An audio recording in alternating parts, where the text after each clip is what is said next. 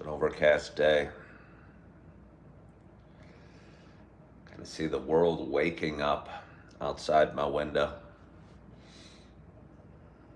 I mean, the people that are moving around have been awake for a little while, but people walking to cars and walking to work and going about their day. I'm here in Appleton, Wisconsin, and it seems for whatever reason there's a lot of guys in like these bright yellow green shirts that are like construction guys, and I don't know if there's just always a lot of work being done in downtown Appleton where I live. Uh, but I see a lot of this color here, and I don't know why that is. It's like fluorescent yellow green in clothes. Don't think it was as commonplace at work sites or I don't know, in Illinois. But anyway, good morning, Fred. Good morning, Kevin. Good morning, Cleo. And good morning to the rest of you. My name is Ken Tracy, and this is Coffee with Ken.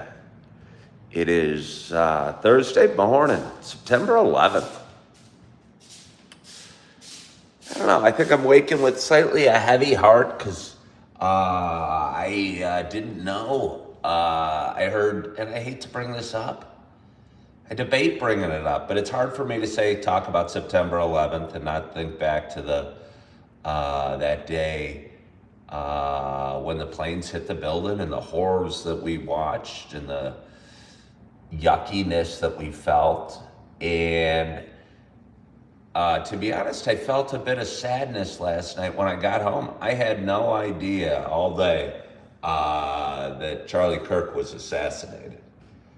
And I think, and I get why some people disagree completely with him politically, but he's a guy I didn't know particularly well. I mean, I don't have Fox News on my TV or something. I'd say politically I'm a little right of center and he's far right.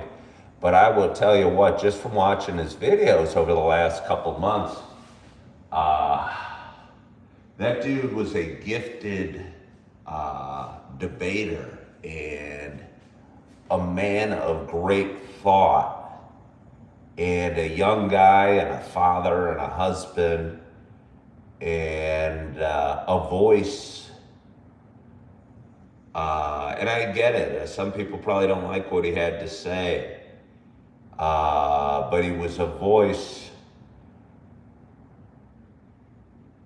that I think was important to have out there, and a viewpoint that many might not have the guts to verbalize or the ability to verbalize. And I tell you what, made me sad last night when I got home and I heard that. And I don't think it's for his, he was a gifted human being. Not that it matters, not that all lives don't matter. But that dude would have probably become president one day.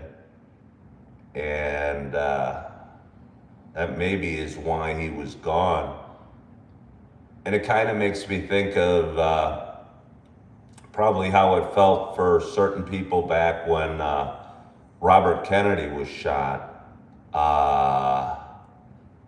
An idyllic, or a man full of ideals back in the 60s and a young voice for something. And I think the assassination of Charlie Kirk might go down historically as a big event. He was more than just a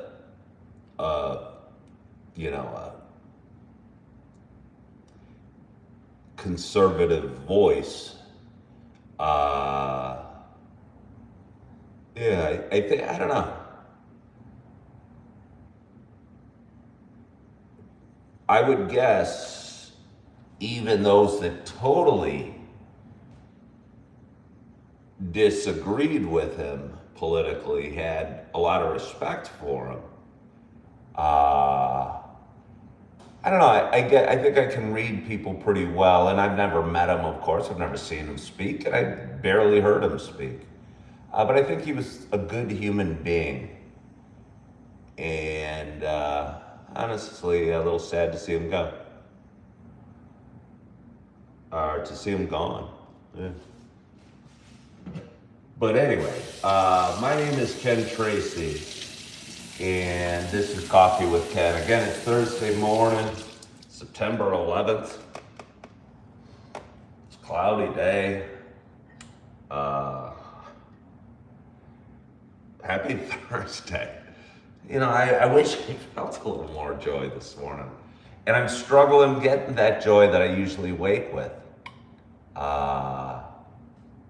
Yeah, I'm usually laughing and joking, but I woke this morning, and again, I went the whole day not knowing Charlie Kirk had been assassinated. And I woke this morning thinking it's September 11th, and it feels sort of hard for me or heavy for me to go Happy Thursday on a day that is September 11th, or the day after Charlie Kirk was assassinated. So I guess what I'm saying is I might be struggling a little bit today. And struggles are part of life, and sadness is part of life, and dealing with stuff is part of life, and loss is part of life.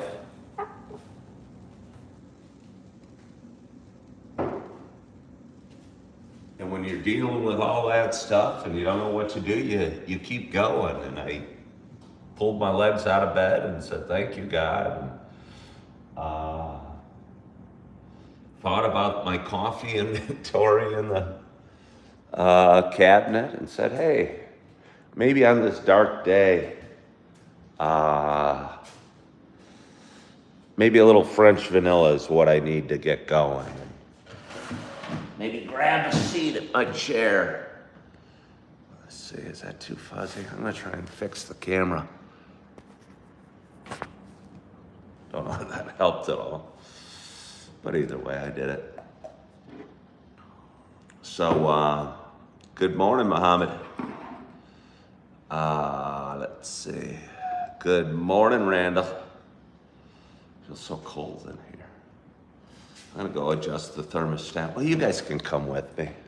That's why God gave me a gimbal, so I didn't have to leave you. I know it's very difficult for you guys when I leave you. Ken, don't go. Don't adjust the thermostat. We need you. I'm sure each and every one of you was saying that as I threatened to change the temperature in my apartment. Oh, yeah. So anyway, yeah, my name's Ken Tracy, and this is Coffee with Ken. It's a show I've been doing for quite some time. It's a show about me talking. It is a show about me sharing some feelings, kind of sharing a little bit about the ups and downs we have in life.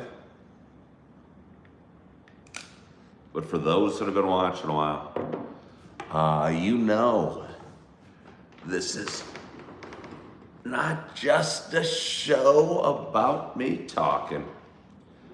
You know, it is also a show about me sharing my love of coffee. And with that in mind, I got a nice hot cup of coffee in front of me, and I am so excited to have my first sip at this 7 o'clock hour here in Appleton, Wisconsin.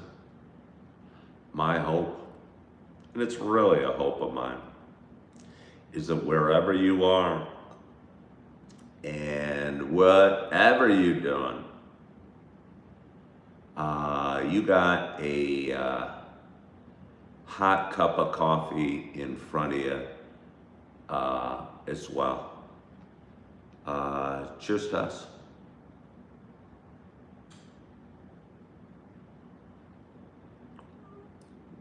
Oh. Oh. It's the French vanilla.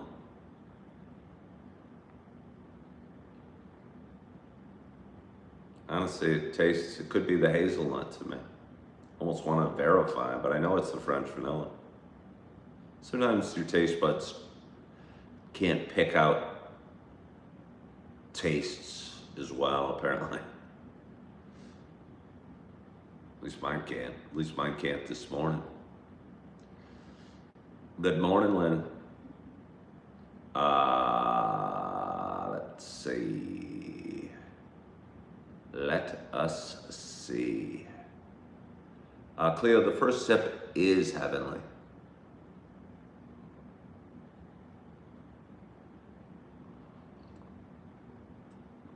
Oh. Wisconsin, home of the Jelly Belly Jolly Bean Factory. I don't know what that means. I don't know what the Jelly Belly Jolly Bean Factory is. Again, I'm feeling kind of sullen or down a little bit. It's hard not talking about Charlie Kirk for me. And I don't even know why. I mean, my dad is probably in tears, I'm betting.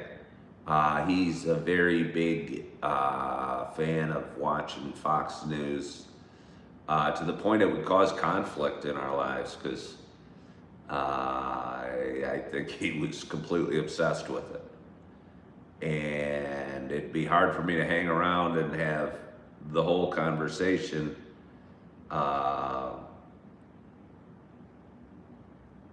have to be about who Trump nominated for his cabinet or what's going on in the Middle East or whatever, political stuff.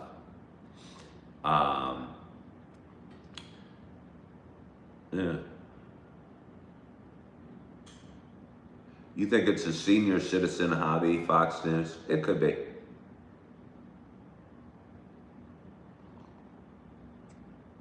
Somebody says, I look handsome. You mean I am handsome, are you saying? Well, thank you. Google Chrome. Says somebody is editing together all my drinking reactions. Well, imitation is the highest form of flattery, Google Chrome.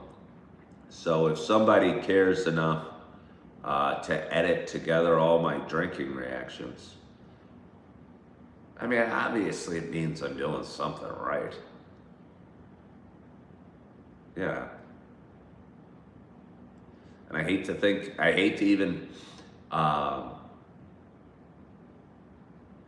compare myself to Charlie Kirk, but I'll tell you what, he was a voice that spoke, and I'm a voice that spoke. And, you know, I think if you speak out and you say what's on your heart or on your mind or what you believe in, you're going to alienate some people. And at the highest degree, the Martin Luther Kings, the Robert Kennedys, the John F. Kennedys, the Charlie Kirks, the Jesus Christs, the end, the hate can grow to a point where it's life-threatening, which is sad.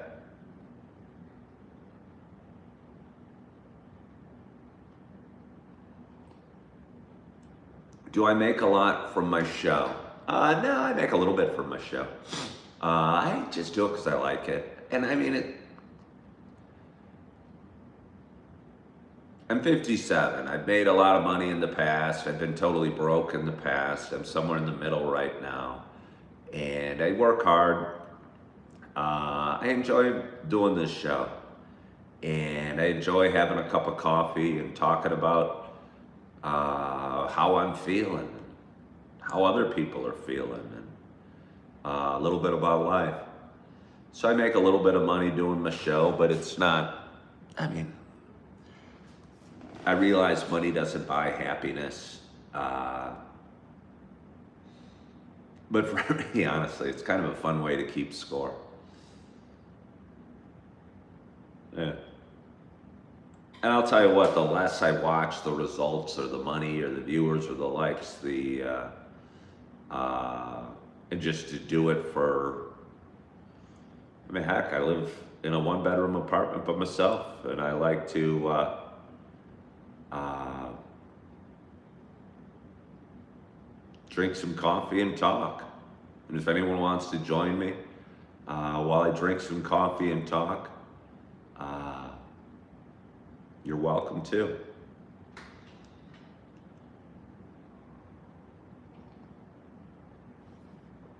Oh. Am I lonely? No, I don't really think so at all. I almost think I'm less lonely now than I ever have been. I think I had a huge need.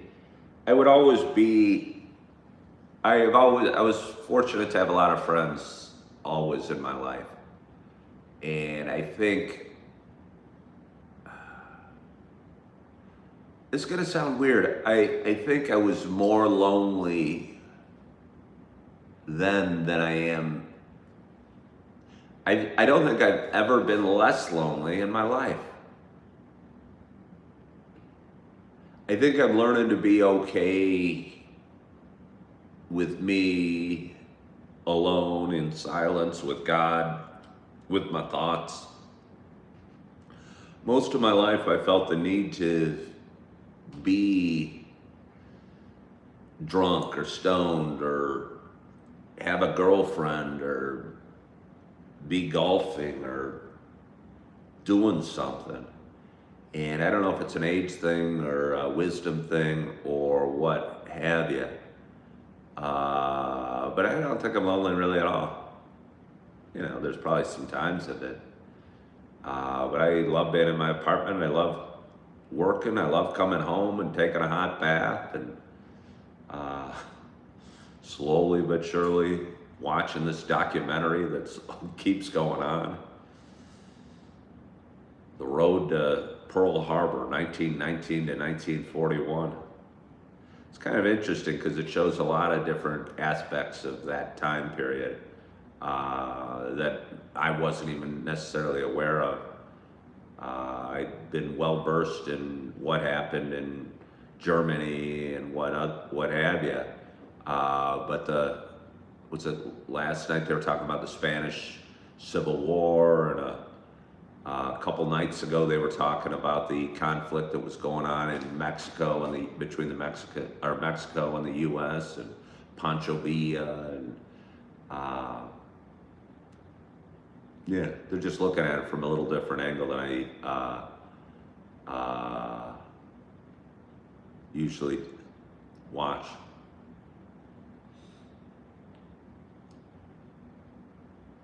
See my eyes, you are just staring at me. All right, stare away.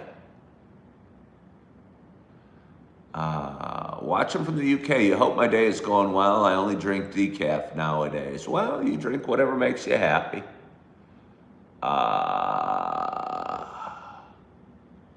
Yeah.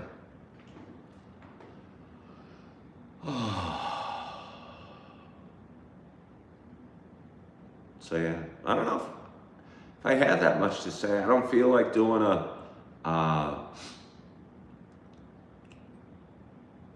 my thoughts on my memories of 9/11. It's weird. Time goes quick, or quickly, and to a lot of people of a certain age, 9/11 wasn't that long ago. But to a lot of people out there, and a lot of people that, you know, maybe are watching this show or on social media, 9/11 was ancient history. And that's just kind of a weird feeling. Makes you reflect on life a little bit and what have you.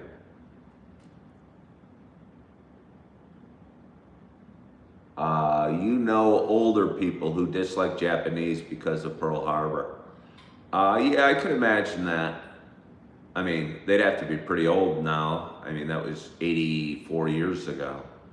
But yeah, I could imagine that. And I'm sure there's people that are still have hostilities towards Middle Eastern or Muslim people because of 9/11. it's almost hard not to. And again, I don't have anything against Japanese people or Muslim people, but when they put up a picture of the 19 hijackers, or I'm sure back then there was a lot of stuff out there, a lot of anti-Japan propaganda and what have you, and it wasn't all just propaganda. I mean, they were bombing our country, so yeah. My dad hated them, but you love the Japanese culture. Good morning.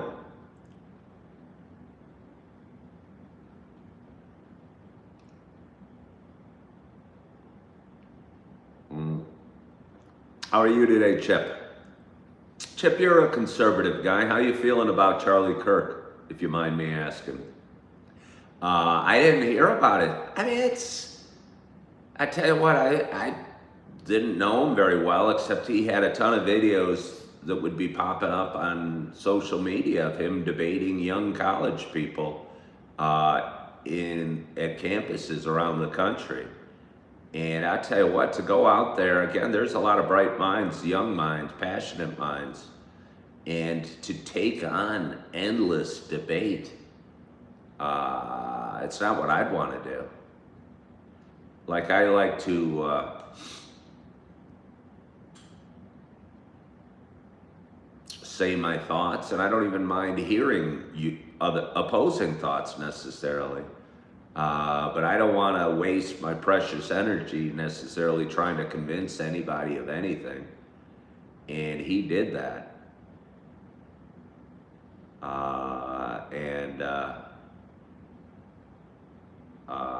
Yeah. It was a political assassination, yes or no? Well, I don't know what the definition of a political assassination is. I mean, he wasn't officially a politician, but I mean, it was a political assassination. If was Martin Luther King getting shot, a political assassination? Oh, I guess I don't know. I don't know what the definition of a political assassination, if it's done for political reasons, I think obviously. You're so sad. He was a good man who did a lot of good. It was a political assassination. Again, I don't know what the definition of a political assassination is. I mean, he wasn't a politician per se. And I guess I don't even really get the relevance of whether it was or wasn't. But it's very sad. Kind of like Martin Luther King. But why? Just outspoken voices.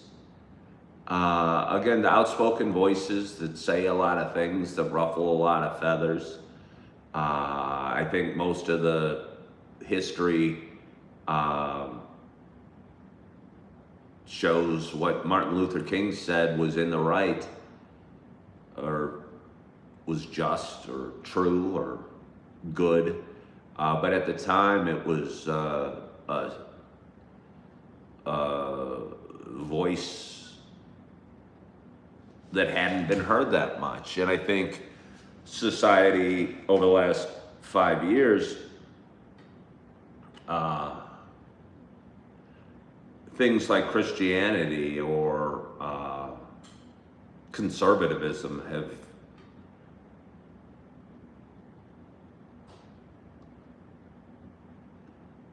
caught in a lot of flack or been hated on a lot by various sources of society.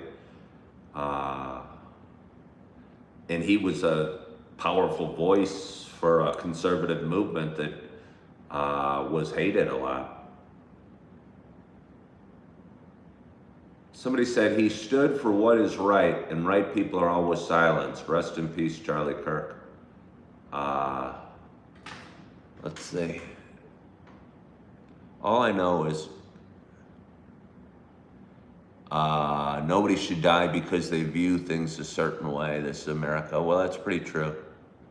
Well, they certainly didn't like his political views. Schliebel cried. Schlegel, I didn't even know about it till like late last night. Yeah, I'm kind of surprised. It shocked me. And hit home to me in a way I wouldn't have thought, really. And is impacting, apparently, we're talking about it here. And it's all over the news. So he wasn't just a political commentator. I think he could have been the voice of a movement, and more than just getting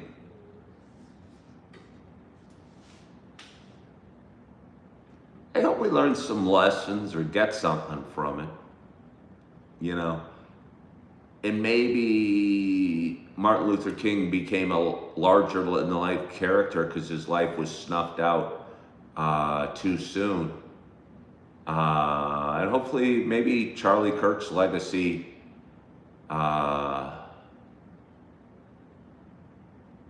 in impact isn't diminished just because he was killed yesterday. You know, it's sad for me just because I feel it was brave what he did. It was brave who he was. It was brave living the life he did. And he did it in a positive way. I don't know, he had an energy, an enthusiasm, a passion, but he never was hateful. You know, maybe if you're, I don't know, in the LGBTQ community or you're ultra woke or whatever, maybe you thought his words were hateful, but I don't think he had hate in his heart for anybody. Yeah.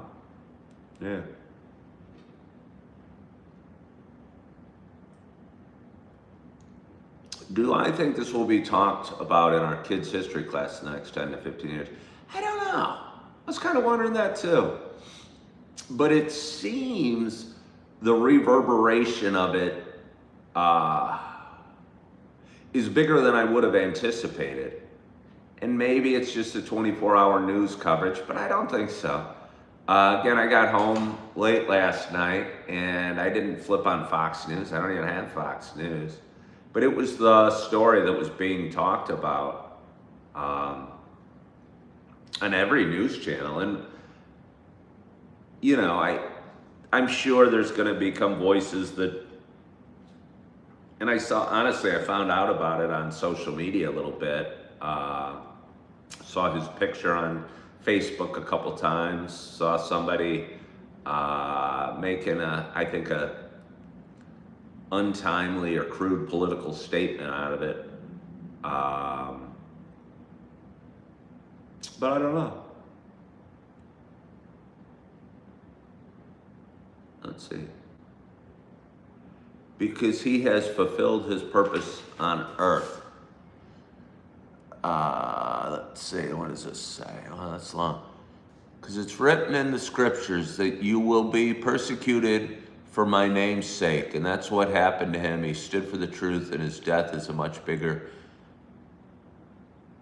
gift than he received. Huh? He was an outspoken Christian, is that correct?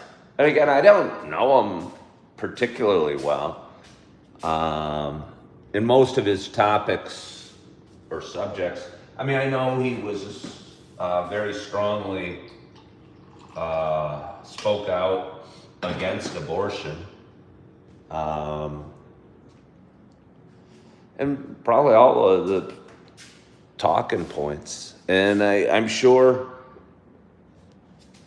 and I'll just bring it up because maybe everyone else will be afraid to.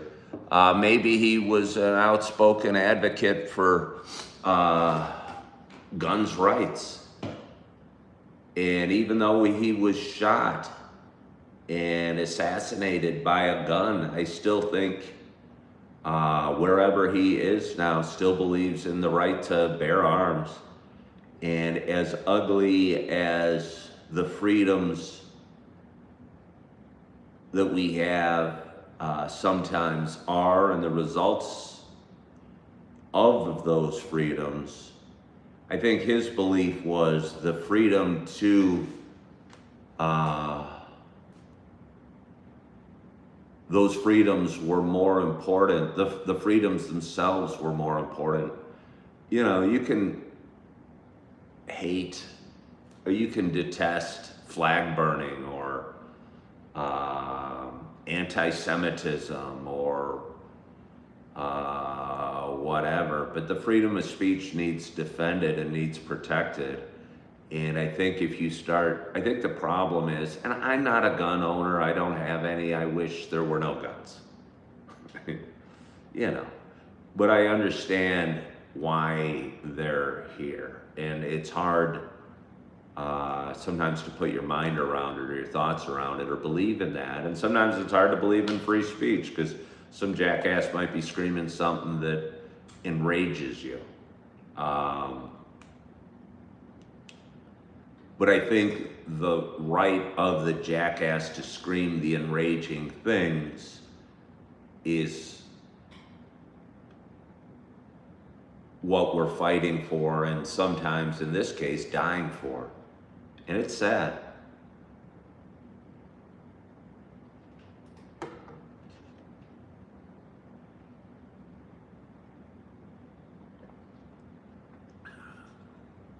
Let's see, he said some gun deaths are worth Second Amendment rights. He said that he paid the ultimate price. And I guess, and that's repulsive to many, I'm sure. You know, you hear about school shootings and stuff like that. But I think that's where it comes from.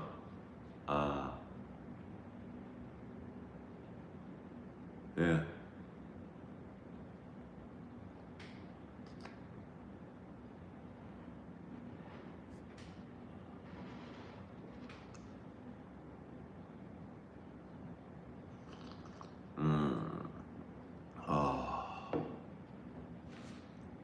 So yeah, feels like a heavy day a little bit. It's kind of nice if it's overcast. Kind of nice I worked out yesterday and I worked last night and I work again today.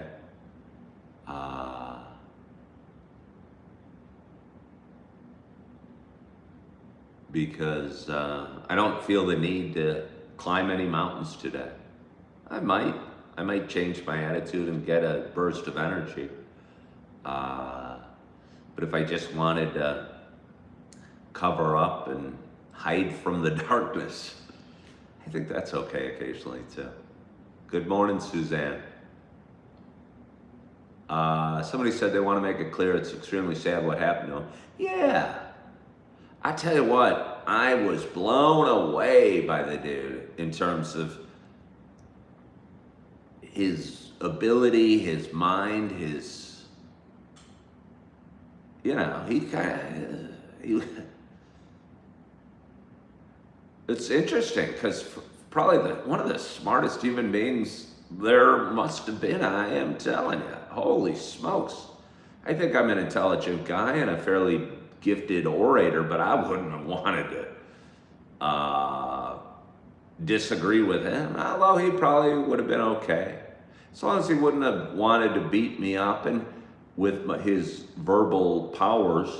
And again, he created a space where if somebody wanted to engage with him, bring it on.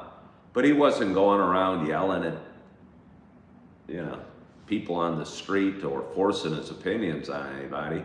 He said, here, it proved me wrong, and nobody ever could.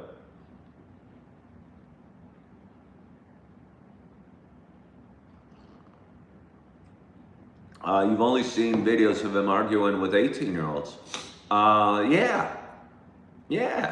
Well, because he started his movement when he was 18, I think. I forget what it was called, Turning Point or something like that. He was only 31. He wanted to mobilize a conservative voice amongst young people. So he went to college campuses. You know, bastions of differing opinions.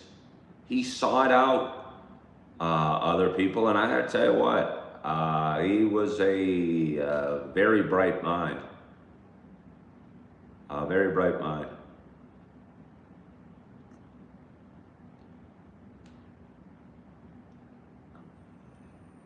Let's see.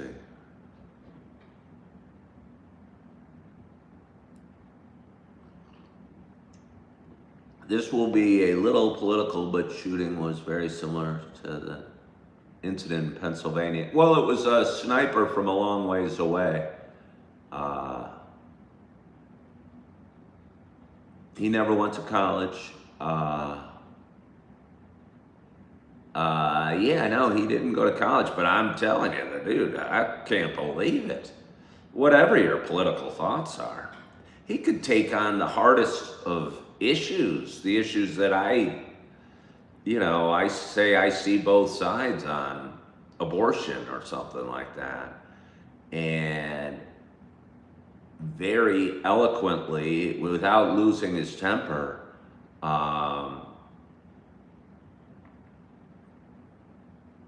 make a heck of a good argument for his beliefs.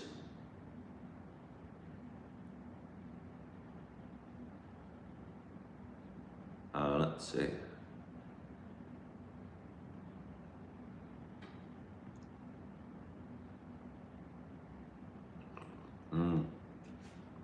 Oh. But yeah, it's Thursday morning. It's 9/11.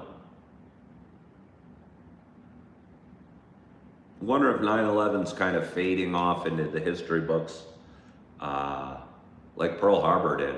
I remember my first wife's grandfather fought in World War II. And I remember talking to him before he passed about the impact of Pearl Harbor on him and how similar the feeling was in the country to 9/11. Moments that we remember, but we is the number of people that remember is getting less and less. It was only 24 years ago, but still. Yeah. They sing his name in heaven. Non-political, I feel bad for him. You feel bad for his wife and kids. They won't grow up with a father figure, and that's very hard to hear. Oh, yeah. Yeah.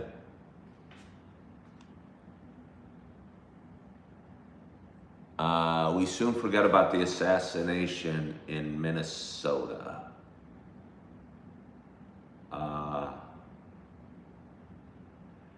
Somebody said, do you think he said some terrible things? Well, yeah, no, I mean, I appreciate your thoughts, Chad, because you say he said some terrible things, but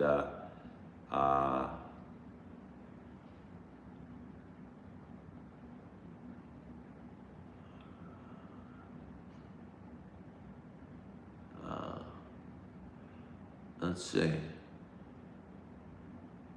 Do I have children? Yes, I do. I have 4 beautiful kids. Somebody's bringing up which is scarier, trench warfare of World War I or the drone technology that we have going now. There's something that seems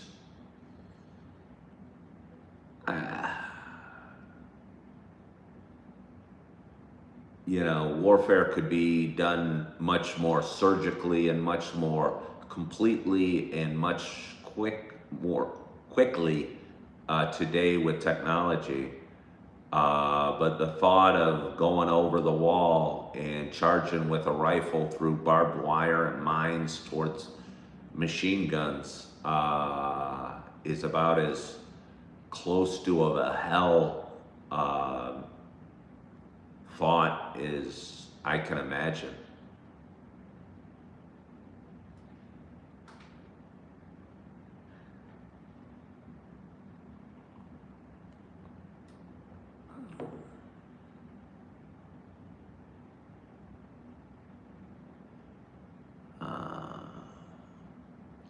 Chad, he didn't say that. When, like Chad, you said something that you just said he basically said. When anyone says he basically said, that's not true.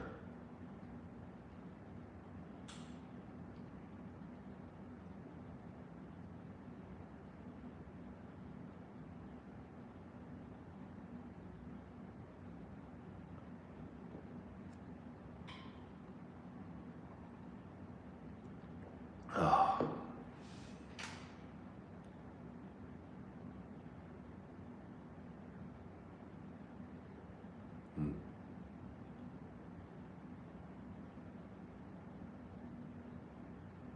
But it's Thursday morning.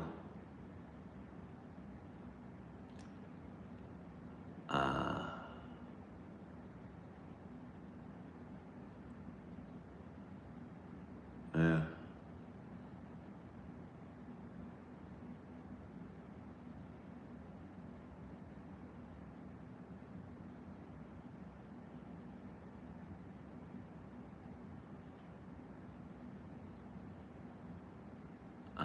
Well, sometimes I sit still. Sometimes I sit still. Sometimes I don't have a whole lot to say.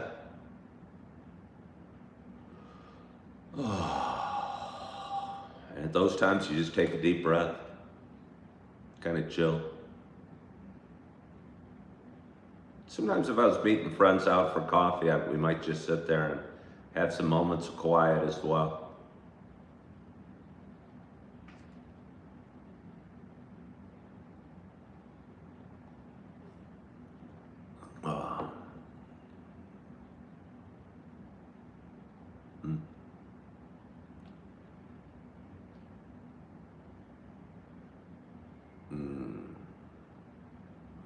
Yeah. It's hard talking about things like lighthearted things, really, when you're not feeling it. Yeah.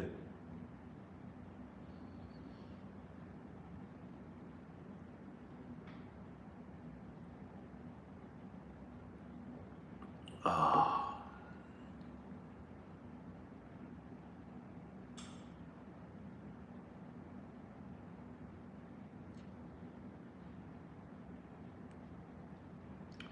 Ivan, where are you at? You're saying the weather doesn't help right now. Same conditions where you're at.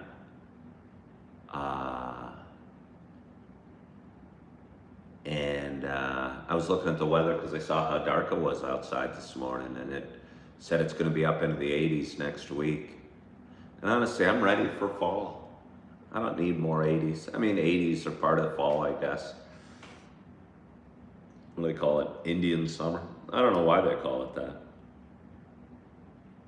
But either way, I'm ready for cool, crisp weather, and I don't want to fast forward life too much. But I love the cool weather we're having in the fall, and even the cloudy day we're having today. Kind of befits the mood, if you will. And I don't have a whole lot scheduled till later this afternoon. So again, might just hide out and kind of rest and get ready for my day. What age did I ever have my first cup of coffee? I don't know when I had my first cup of coffee. It wasn't super young. I'm 57 years old. When I was young, kids didn't drink coffee like they do now. There was no Starbucks. There was no Frappuccinos. I mean, maybe somewhere they served Frappuccinos. But there was no $8 cups of coffee that tasted like a milkshake. So yeah.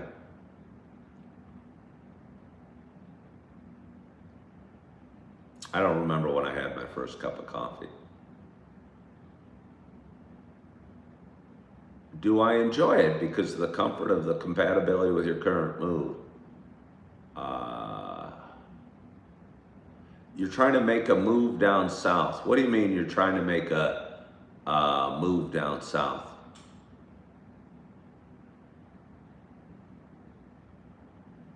There's a Radiohead song, High and Dry.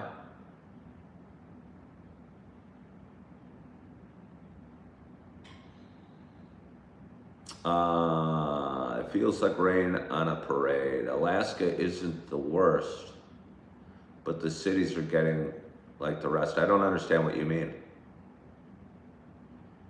I don't know what you mean.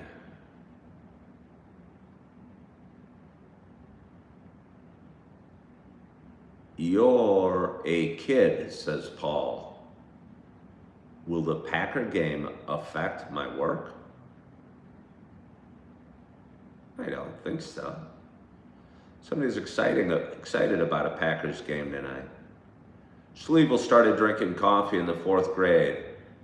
The classic instant coffee that you forgot existed until now. Schliebel, you're a younger lady than I. You just had twins, I believe. Yeah, you just had twins, I believe.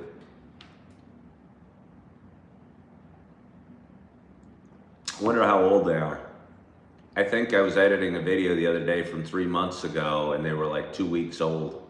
So I'm gonna guess your twins are like 3.5 months old. Am I right, Schliebel? Crime has risen. Where you came from, you used to be a town. Drugs and homelessness have skyrocketed. The councils and boards have grown in number, but accountability has really diminished. Let's see, where are you talking about, Ivan? Hello from Modesto, California. How are you? All right, 3.5 months. All right, so I was right on. Oh, you live in Anchorage, Alaska? Huh. I don't think I'd want to live in Alaska. A year ago, I went and waited tables in Yellowstone, and some of the people that I worked with in Yellowstone two of them ended up working in Alaska over the last few months. Like Denali National Park, I believe. And I wouldn't have wanted to be up there. I think it takes a different sort. I don't even know if I really want to visit Alaska. I might want to visit Alaska on a cruise. Because I don't know, I think the ice and the glaciers might be pretty, and the stopping in various ports might be pretty. But Alaska's big.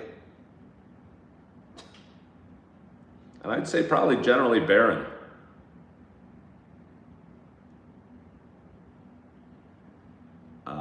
Money is blown in the millions on remedying issues. It's soaked up by salaries and benefits. Denali, Seward, Homer are all beautiful in the summer. No snow then.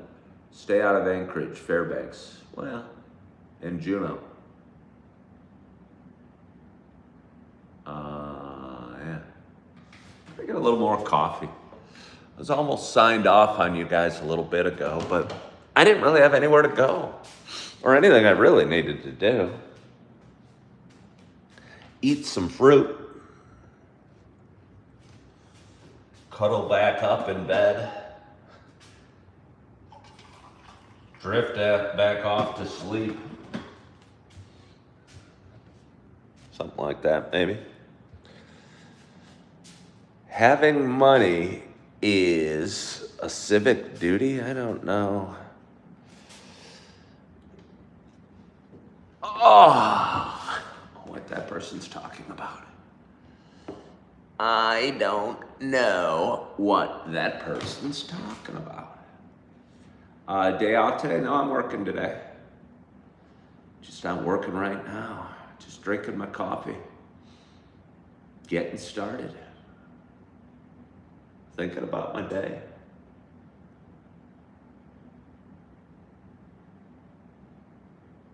Yeah.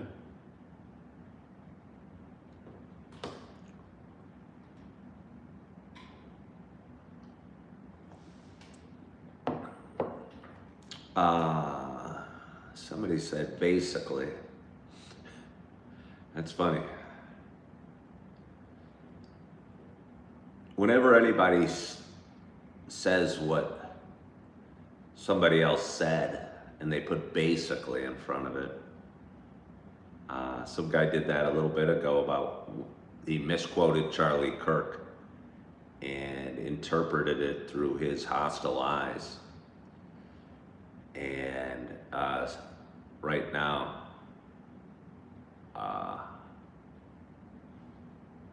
somebody was misquoting somebody else as well.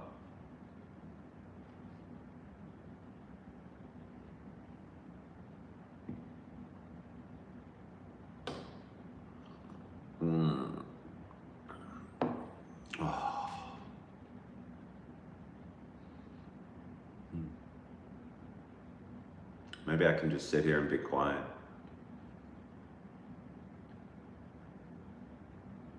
Drink my coffee. Enjoy the candlelight. Be thankful for my bananas, my peaches, my blueberries, my food in the fridge, my beautiful apartment, the world that waits, my job, my kids, technology, my plants, my lamp that I bought for $5.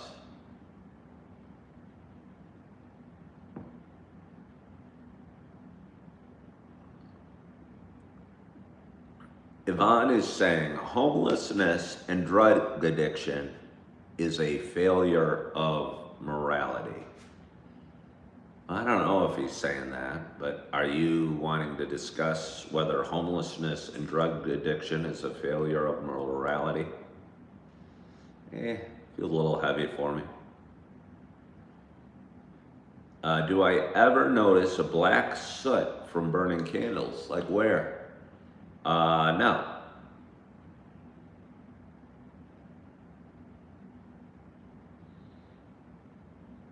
What kind of lamp? When you say what kind of lamp, what do you mean? Do you want to see it? Do you want me to show you my lamp? I purchased it for $5 a few months ago. The videos I'm editing today are right as I was furnishing. I think the video I just finished editing was from Father's Day. It's almost 3 months ago. And at that time, I was just finishing up furnishing my apartment and bought a lamp at Restore. What the heck? Let's go over there. I'm gonna bring my candle. Don't go. Don't you go.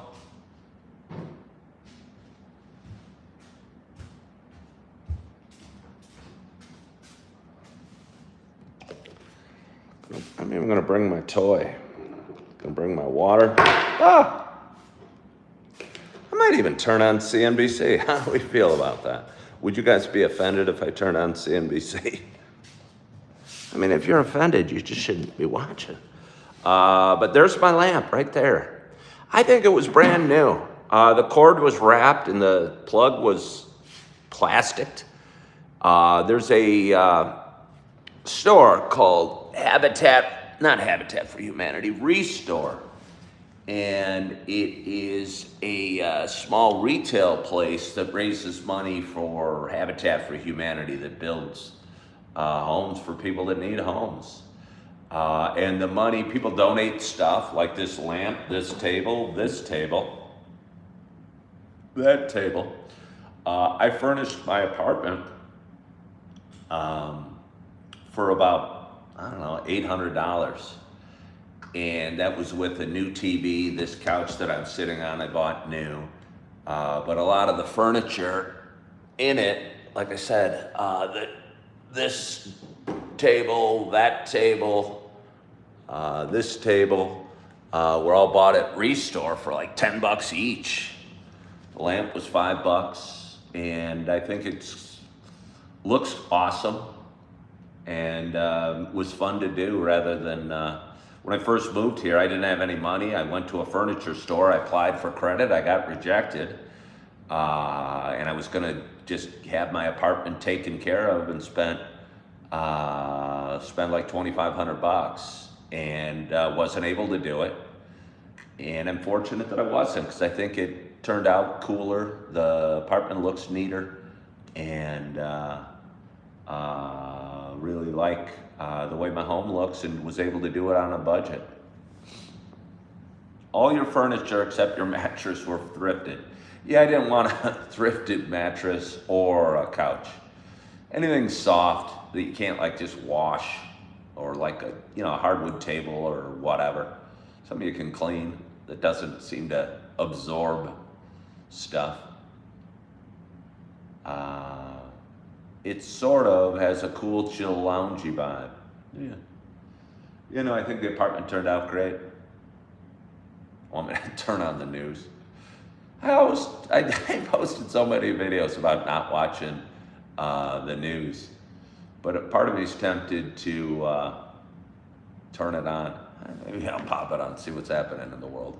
You guys are boring the crap out of me. Is this how most Americans are? What do you mean? Somebody asked, is this how most Americans are? You mean me? No, most Americans aren't nearly as cool as I am, or as good looking, or as bald. How's the woman's situation? There is no woman's situation. I'm not chasing women. Bah. I don't know if I want a woman again. I probably will. But I'm twice divorced.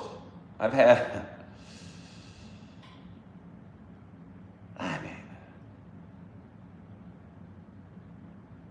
think I used to think I needed a woman to complete me, and I don't anymore.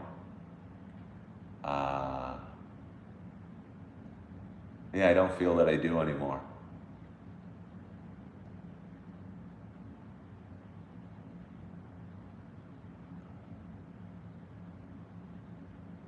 Futures high ahead of inflation data. Squawk Box, 30 years. Yeah, there's a woman talking on the show right now.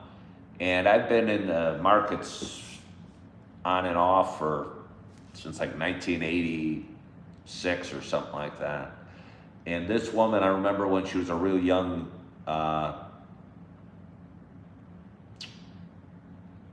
newscaster, whatever you call her. And she was on the show, and she just looked like a kid. I mean, I probably looked like a kid back then too. But it's amazing at CNBC how long they've kept some of their broadcasters around.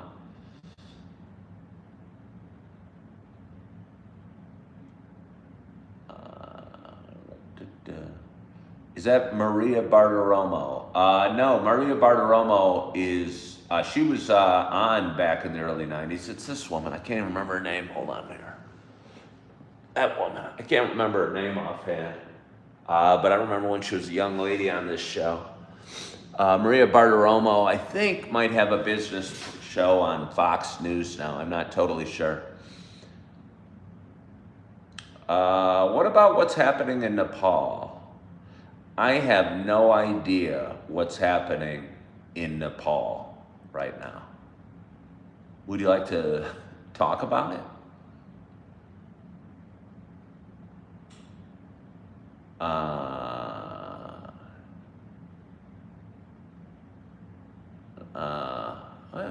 Do I want to know? I don't know. Don't make me beg for it. I mean,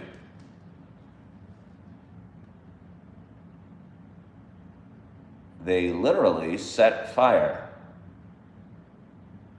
to the Parliament building. I mean, when you say they literally set fire, I'm just curious why you're using the word literally.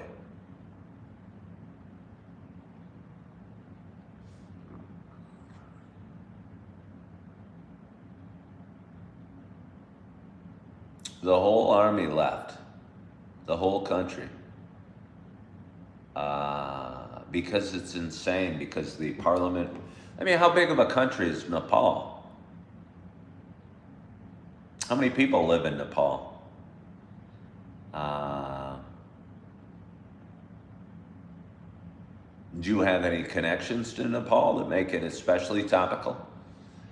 I'm not saying it's not happening or if there was a loss of life, it's not sad, but I'm just curious.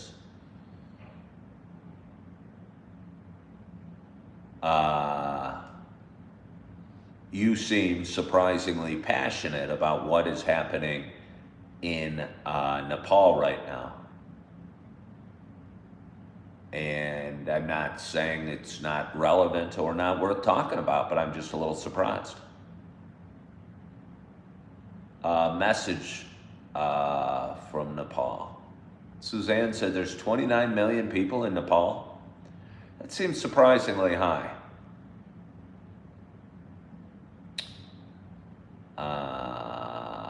Yeah.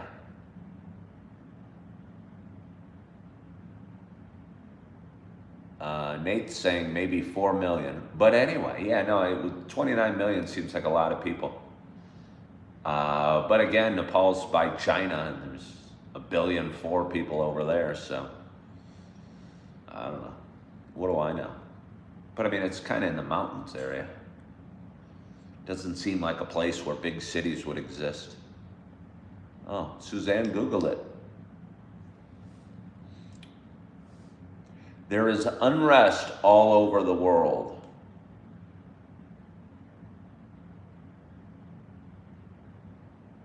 Isn't there kind of always unrest all over the world?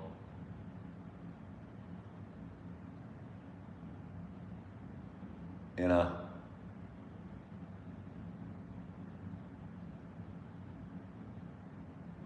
Isn't kind of the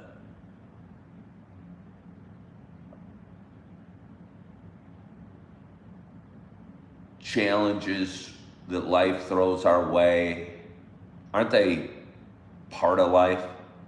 And maybe unrest all over the world. I mean, when wasn't there unrest? I had some guy asking me about World War I earlier today. We'll talk about unrest. You know,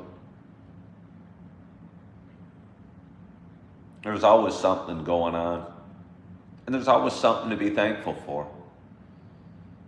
And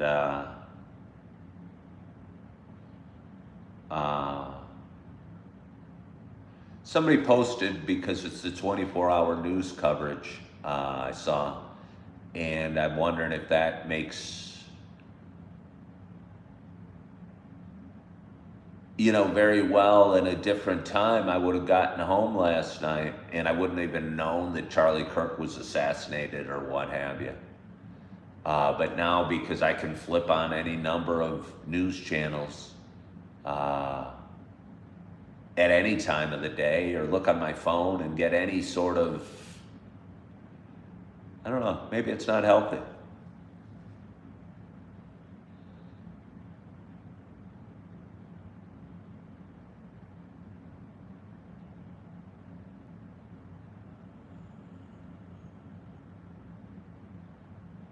Somebody's saying World War III is inevitable.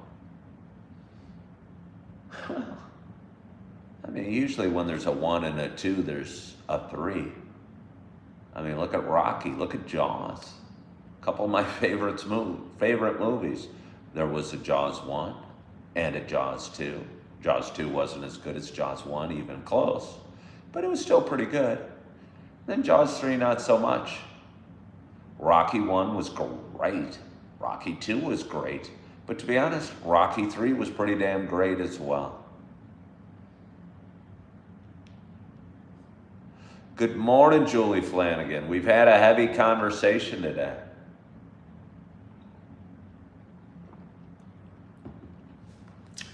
Brought me over to my couch. Didn't have much to say. It was 9/11, so I felt bad saying happy Thursday like I do most days. And Charlie Kirk got shot yesterday, and it's kind of put a pall over the conversation. Yeah. So I'm on my couch because Suzanne wanted to see my lamp. Suzanne demanded to see my lamp. And here it is. It's beautiful and it's $5. I bought this kind of cheap speaker a month or two ago on Amazon. I'm not sure I'm totally satisfied with it. Might be better than I give it credit for, but again, my apartment has very high ceilings, so there's a lot of echoes in my apartment, and maybe when you hear me speak, you can kind of hear it sounding sort of echoey. Might make it challenging for a speaker this small to fill this big space filled with sound. Futures are higher after the inflation data. I tell you what, thoughts on stock market, it goes up every day. I've almost never seen it go up so consistently. Yeah, I mean, maybe, but I don't know. Ever since, I was thinking back, there was a time, I think, was it 2006? And this is going way back, so this makes me sound like an old fogey. Could have been 2009. It might have been March 6, 2009. And the market was selling off and it was in free fall. Oh, I think it was 2009. It was probably after the mortgage crisis. And it was in free fall. And the Dow bottomed out at about 6,000. And since that time, it's gone from 6,000 in 2009. 16 years later, it's at 45,000. There was one huge sell-off during the COVID scare in 2020, where the market had a big pullback. And we've had little blips earlier in the year when Trump was out talking about tariffs, the market dropped maybe 10% from its highs. But even that, and now we're rebounded almost immediately to new highs. I tell you what, the stock market's been a good place to be. I might be a fool. Just seems too easy place to make money because, I don't know, I forgot that Oracle Systems was even a company. And it was up like 25% yesterday. And Larry Ellison's worth, I don't know, he made like, his net worth grew by like 100 billion yesterday. The numbers being thrown around are ridiculous. They're giving they're talking about 9/11 a little bit on CNBC right now. And I think they're reading off the names in New York.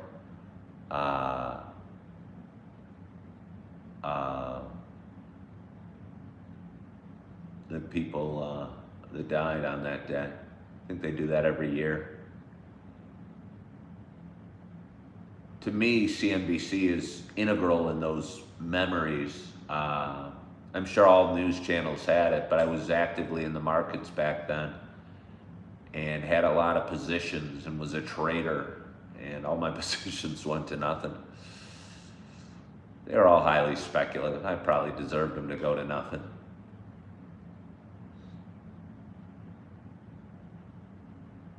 You didn't know who Charlie Kirk was? Okay. A ton of factories are being built by Intel and Microsoft, supposedly for the quantum chip manufacturing. I hope there's still jobs for the rest of us. Yeah. Anything that has anything to do with AI, and I'll tell you what, I've seen it before, anything that had anything to do with the internet, anything that had anything to do with biotech in the early 90s, just kept going up. What do I know?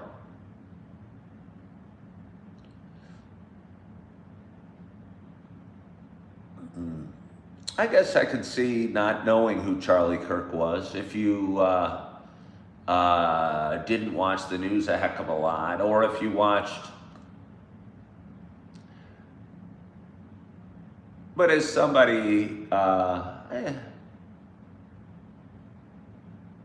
he was all over, and maybe it's I clicked on the wrong thing, but I saw so many of his videos just where he would be debating young college kids, and kind of raised my awareness of it. Other than that, he might have just been a name from Fox News, but through social media, I was just impressed with how intelligent that guy was and how well he could debate. Good morning, Mike. How are you? How are you? We have a glorious audience today. We got 62 people watching. We got 42 thumbs up. Talking about AI and a lack of hiring as a result. Before AI, this company had 7,400 people. Now they have 3,000.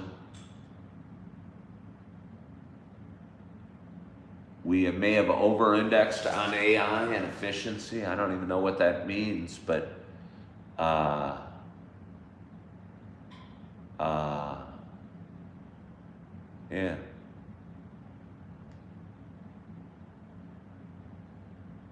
Huh.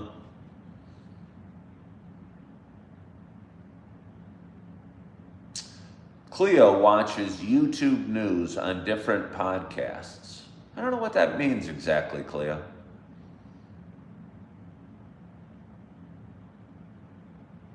I don't know what you get your news from YouTube. Maybe is that what you're saying? Like, if somebody was watching this today, they would know that it was 9/11 and that Charlie Kirk was assassinated. Maybe. Radish says this is a cool lamp. Yes, it is. It's especially cool when you know it was purchased for $5. Oh, yes. Oh, yes. This is easy when I get to watch TV. Kind of ignore you guys a little bit.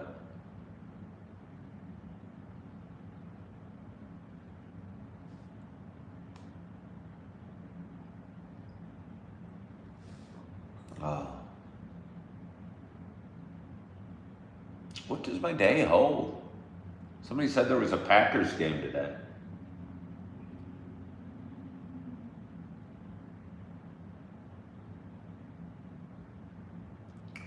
Could I learn to get excited about the Packers or the Bears, or do I even want to invest any moments of my time caring about sports anymore?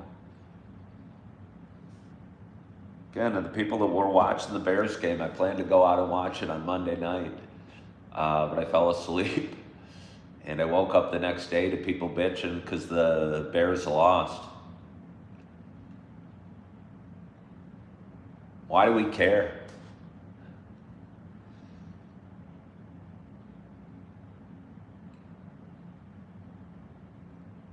Why do we care even like what certain people think?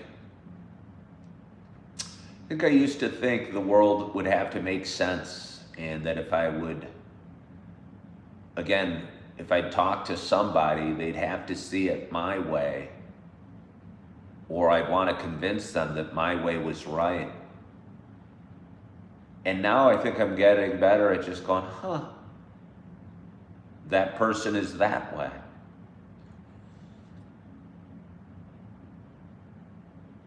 I can distance myself, I can engage, I can try and save, change, fix, but that's just stupid. Or I can just kind of accept and go, and go about my day. In some ways, it's a little bit isolationist feeling. Yeah. Suzanne was raised to dislike the Packers.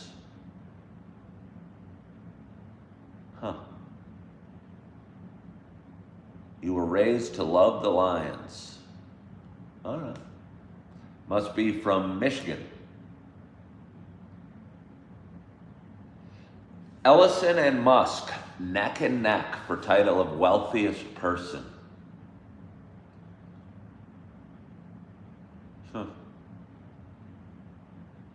I tell you, that doesn't matter a heck of a lot.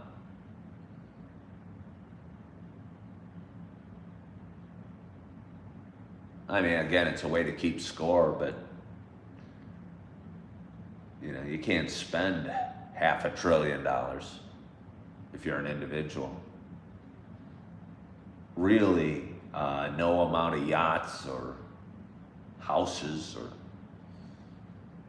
whatever. And even if you did, what would you do with it? How many yachts do you need? How many houses do you need? It's all trying to fill a void.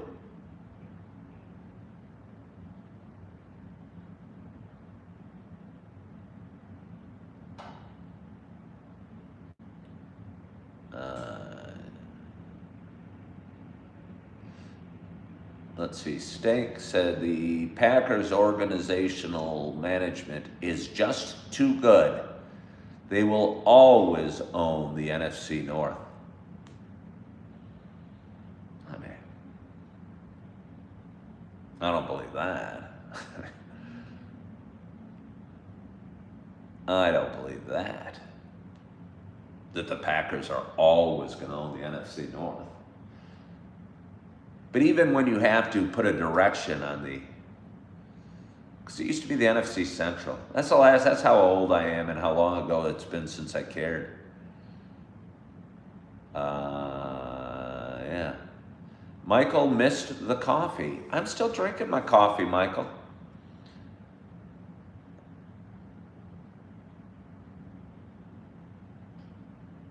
Let's see. Mike! Where have you been? Mike N. Sandrand, whose name is fun to say. We haven't talked about sobriety once on this show, Mike. It doesn't even come up.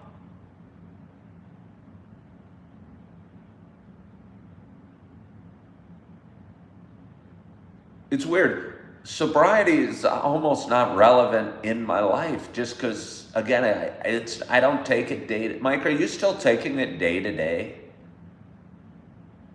Okay, you're still sober. You say you're still sober. So you're still thinking about it, really. I hadn't thought about drinking or not drinking, I don't think, today.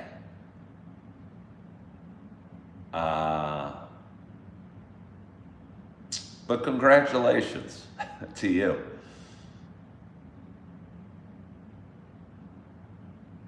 I'm still sober too. Except I don't know why we call it sober. Really, I mean.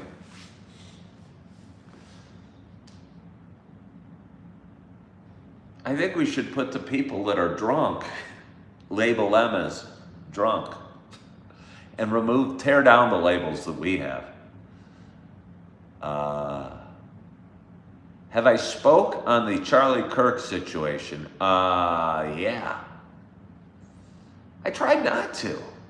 I was doing my intro. I was saying good morning, good morning, good morning to you.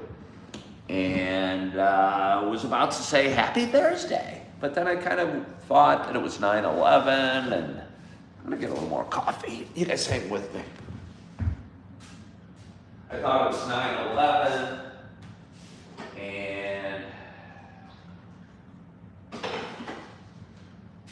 I knew that Charlie Kirk was assassinated yesterday, and it kind of weighed heavily on me. It really did. I was saddened. I don't even know why. I mean, outside I was impressed with him as an individual. I'm not debating his talking points here, you know. But I would tell you what, that guy was a smart dude. Really smart dude that could debate with anybody and wasn't afraid to put himself out there to the point that he put himself out there and ruffled enough feathers that some crazy person took a gun and killed him. Sad.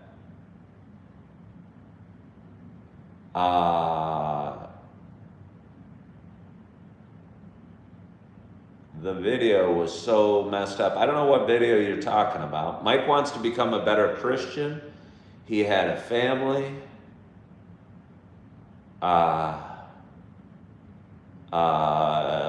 Okay, yeah, no, Jamie, I talked about it earlier. It made me sad. When I heard about it, I didn't know till last night, but it made me sad. Again, not.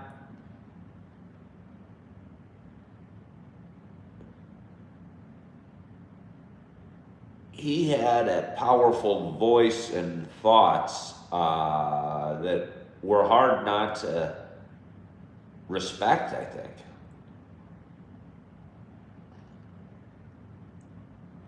Oh. I still don't know what video. Oh, the footage. I didn't see the video of him being killed.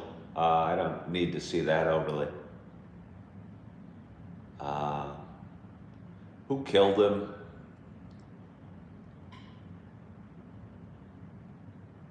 I don't know.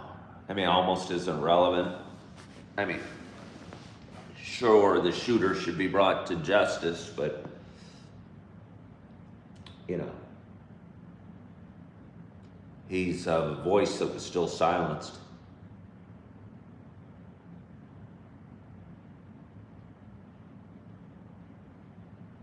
Okay. Don't watch the video. Thoughts on Poland invoking Article 4. What is Article 4? I don't know what Poland invoking Article 4. I saw there was something going on with NATO pilots taking out drones over Poland. But again, maybe we're watching too much news. I mean, I'm watching the news right now. I worked out yesterday. I worked last night. I worked today. I don't have my kids right now. It's kind of cloudy. Went to the grocery store yesterday. Maybe I'll just sit here with my feet up, watching the news. Post so many videos about not watching the news, and here I am. USA is very wild. I don't know what you mean by that.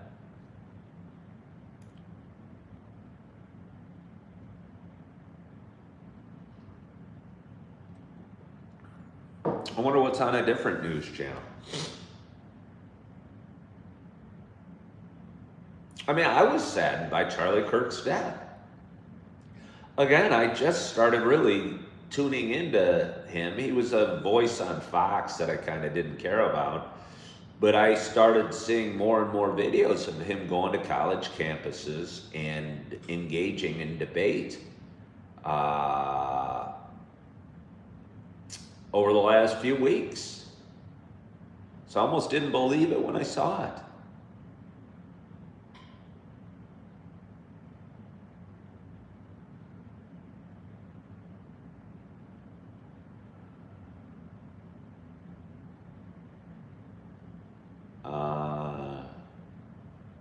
Kind of almost hard for me to read the comments. Maybe it makes it easier. You guys distract the crap out of me. Oh, somebody's speaking Spanish to me. I could read it if I wanted to. Regalo is a gift. I see that word. Looks like it's a song. You are here to distract. Did I see the close-up video? No, I did not. No desire to really see a close-up video of anything horrific. I don't like horrific things. Makes me sad.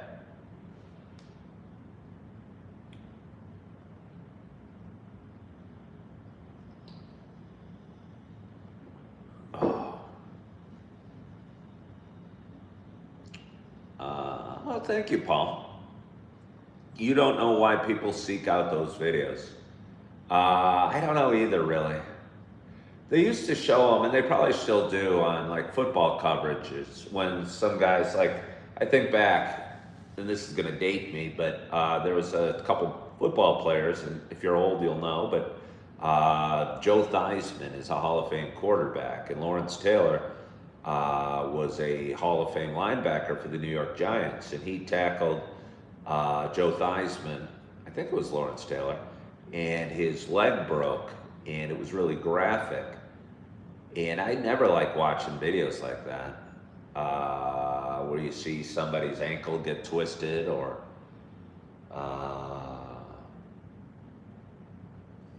yeah, I don't like horrific videos. I don't like, that haunts me, those things. They have video footage of the shooter, but they're not releasing it yet. Is there some discussion on who the shooter is? Like, I mean, it does. I mean, I don't. To me, it almost. And I bring up, and it's probably not a good parallel, but it was a voice that got silenced. Martin Luther King Jr. He was shot by a white guy, but whether he was shot by a black guy or a white guy almost isn't relevant. And whether Charlie Kirk was killed by I don't know, some left-wing crazy or a conservative person, it almost doesn't matter to me. It's that his voice was stifled, and it shouldn't have been.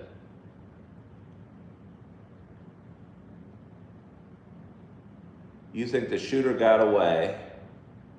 We are beyond crazy at this point. Oh no, they got him running after he came down from the roof. He escaped into a neighborhood. Did he escape into a neighborhood? I mean, they're gonna find him. How come it's always a him? Why is it always a him? I mean, occasionally it's a woman. But none of us thought for a second that it was a woman. All right, they're remembering 9/11 now on the TV. It's a heavy day. It's a heavy day. I probably need to turn off you guys, nothing personal. Turn off the news and go for a nice long walk and freshen up my mind. Yeah, holy smokes, you got Trump remember 9/11 right now, and he's with his wife, and I forget the name of the Secretary of Defense. I mean, Trump was friends with Charlie Kirk. I'm saddened. I don't even know who Charlie Kirk is. This must be a real heavy day for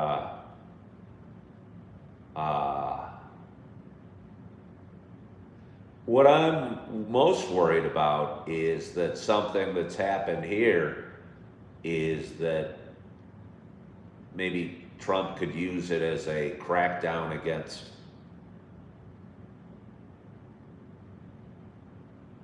like political opposition. And I think that would be a knee-jerk reaction or a crackdown on free speech or liberalism or something like that. And I think Trump could be nutty enough to do that. And I think that would be a sad result of this. You agree, Julie, that you're worried that Trump could put the hammer down? Yeah. And that would be sad. Yeah.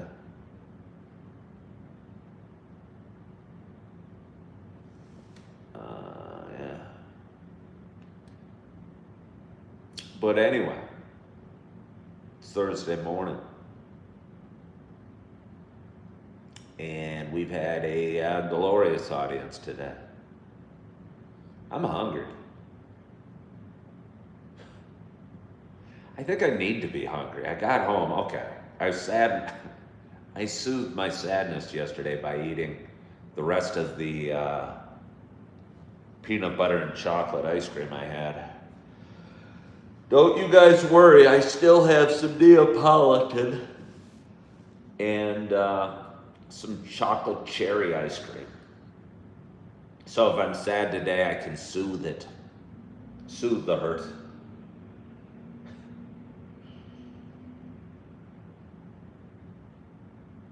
Felt great working out yesterday. I'm really enjoying lifting weights. Again, I just go, I do bench, I do curls, I do stretching, I do pull-ups, or at least the best I can at pull-ups. I do some core work and I do some more stretching.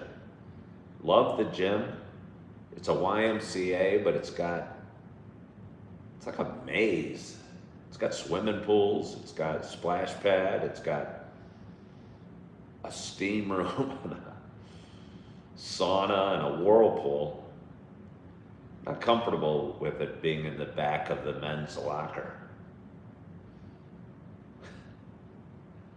I mean, maybe I'll go in it at some point. There's some days when I'm just sore and I just kind of want to take a nice soak, but something about it being inside of a men's locker kind of frightens me a little bit.